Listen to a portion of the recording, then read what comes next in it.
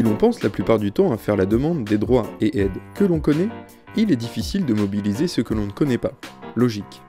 Pour faire une simulation de l'ensemble des aides nationales auxquelles vous pouvez prétendre, il suffit de se rendre sur le site www.me-aide.gouv.fr et de faire une simulation. Un site simple qui recense plus de 30 aides sociales. Une fois les aides identifiées, vous pouvez accéder aux formulaires qui vous permettront d'en faire la demande. Simple. Ah, la réputation numérique, ou e-réputation. Nombreux sont les recruteurs qui tapent votre nom et prénom dans le moteur de recherche afin d'en savoir plus sur vous. Des fois, cela peut vous avantager, si vous avez sauvé un chaton de la noyade par exemple. D'autres fois, cela peut avoir l'effet contraire. Si l'on trouve des photos de vous lors de soirées festives, cela ne jouera peut-être pas en votre faveur.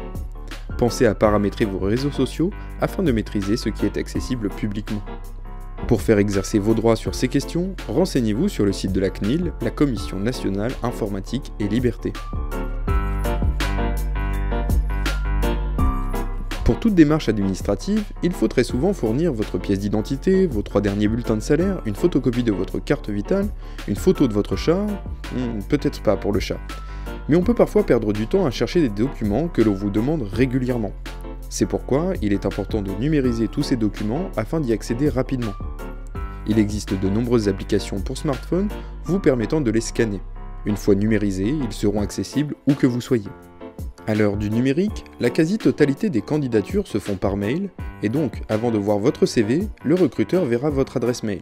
Et si celle-ci s'intitule « Choupette du 22 », cela va peut-être le faire sourire, mais cela risque probablement de vous porter préjudice s'il l'associe à un manque de sérieux.